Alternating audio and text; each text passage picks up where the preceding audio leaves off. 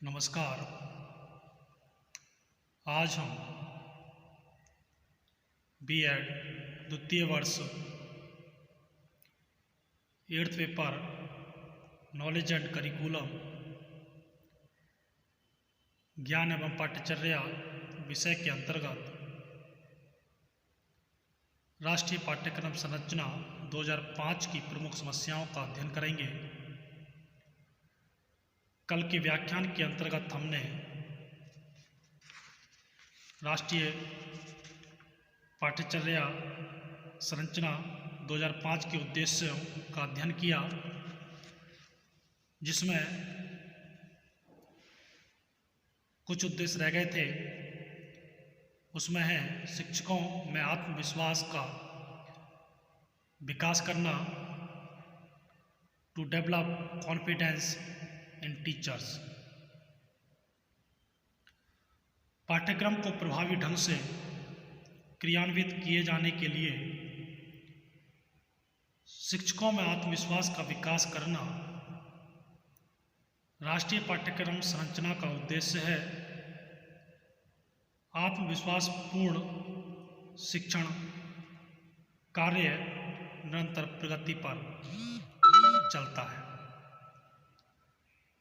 सामाजिक एकता का विकास, development of social unity. राष्ट्रीय पाठ्यक्रम संरचना 2005 में सामाजिक एकता से संबंधित विषय वस्तु को समाहित कर सामाजिक एकता के विकास में महत्वपूर्ण कदम उठाया गया है। सामाजिक एकता सोशल यूनिटी से आशय उस विकास से है जहाँ प्रत्येक व्यक्ति अपने अधिकार, कर्तव्य और स्वस्थ सामाजिक परंपराओं का पालन और संरक्षण करता है। साथ ही सामाजिक विचारधाराओं में तारतम्य बनाए रखे।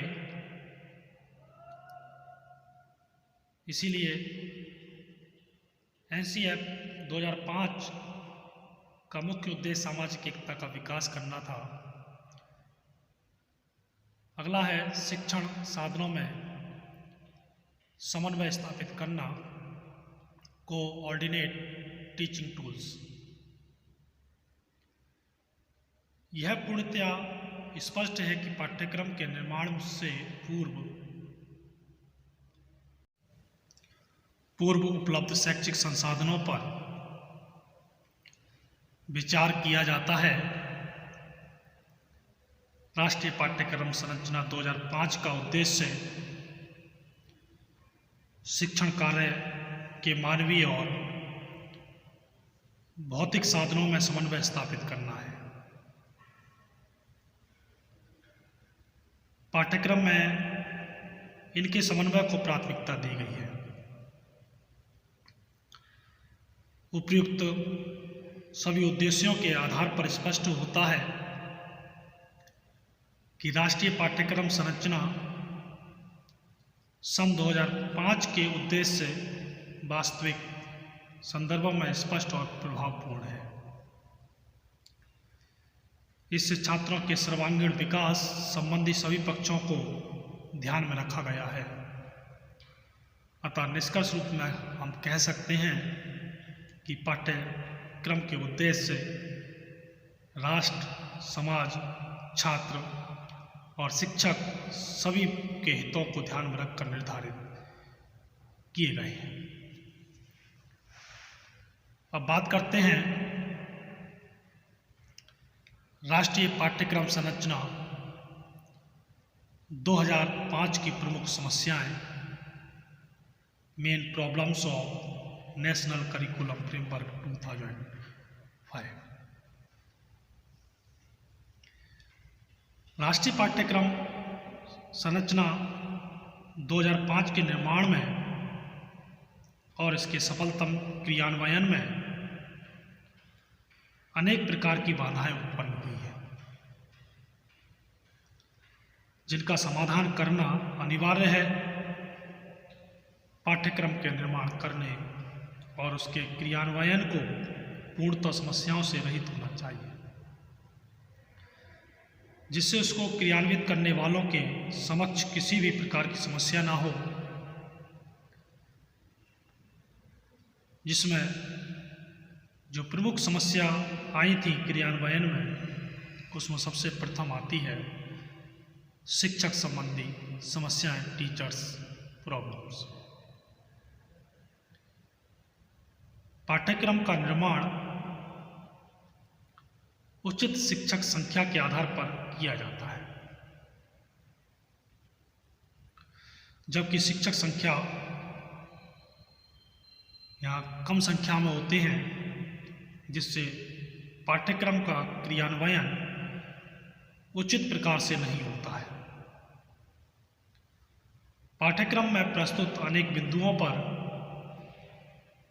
शिक्षकों की संख्या संबंधी समस्या उत्पन्न हो जाती है। जैसे छात्र को प्रारंभ के 2 वर्षों में मातृभाषा में शिक्षा प्रदान करनी चाहिए, ये सुझाव राष्ट्रीय पाठ्यक्रम संरचना 2005 का है। परंतु शिक्षकों की उपलब्धता जो कि विभिन्न भाषाओं का ज्ञान रखते हों संभव नहीं है, क्योंकि एक विद्यालय में भोजपुरी, हिंदी, उर्दू मातृभाषा के छात्र पाए जा सकते हैं। द्वितीय स्तर पर विद्यालयों की संख्या तो अधिक है, परंतु शिक्षकों की संख्या कम है। अगली समस्या आती है भाषाओं की समस्या, लिंग्विस्टिक प्रॉब्लम्स। भाषा की समस्या राष्ट्रीय पाठ्यक्रम संरचना सन 2005 के समय की उत्पन्न हुई कि शिक्षण का माध्यम कौन सी भाषा हो, कौन सी भाषा को पाठ्यक्रम में प्रमुख स्थान प्रदान किया जाए। भारतीय समाज में अनेक प्रकार की भाषाओं का प्रचलन होने के कारण भाषाओं ने विवाद की स्थिति उत्पन्न कर दी।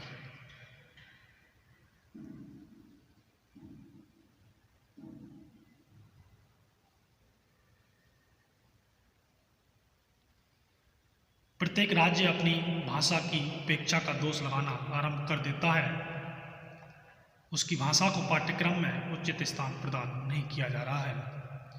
भाषा विवाद की जो स्थिति प्रारंभ में थी, वही समस्या आज भी विद्यमान है।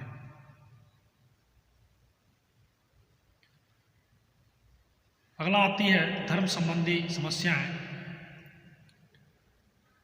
Religion problems.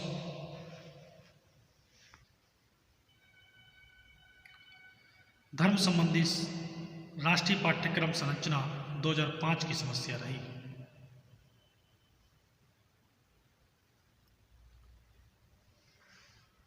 राष्ट्रीय पाठ्यक्रम की संरचना करते समय धन की सीमितता का ध्यान में रखना पड़ता है।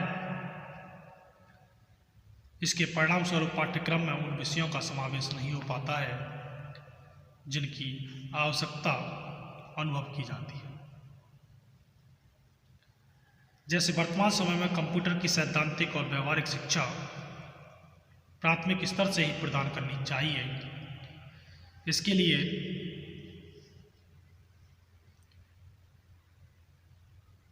विद्यालयों में कंप्यूटर की व्यवस्था होनी चाहिए, परंतु धन अभाव के कारण यह संभव नहीं हो पाता है। ये धन संबंधी जो समस्या थी, ये धर्म संबंधी समस्या है, जिसको हम लोग कह सकते हैं कि धर्म और धन संबंधी समस्याएं NCF 2005 की प्रमुख समस्याओं के रूप में उभरी हैं। अगला है संसाधनों का अभाव, लेक ऑफ रिसोर्सेज। भारत एक विशाल देश होने के कारण संसाधनों का अभाव पाया जाना स्वाभाविक है। संसाधनों के अभाव में महत्वपूर्ण विचार विमर्श न होने के कारण संसाधनों का अभाव पाठ्यक्रम संरचना में एक प्रमुख बाधा है। अगली है वैश्वीकरण का प्रभाव, इफेक्ट ऑफ ग्लोबलाइजेशन। वैश्वीकरण का नकारात्मक प्रभाव भी पाठ्यक्रम संरचना की एक प्रमुख समस्या है। वैश्वीकरण के कारण प्रत्येक देश के पाठ्यक्रम, शिक्षा व्यवस्था, शिक्षा दर्शन और उद्देश्यों का ज्ञान दिया जाता है। अतः भारत के पाठ्यक्रम निर्माता भी विश्व स्तरीय पाठ्यक्रम निर्माण करने के प्रयत्न में लगे रहते हैं। संसाधन और विस्तृत सोच के अभाव के कारण पाठ्यक्रम का स्वरूप विश्व स्तर पर श्रेष्ठ करना में नहीं आ पाता है। राजनीतिक समस्याएं, पॉलिटिकल प्रॉब्लम्स।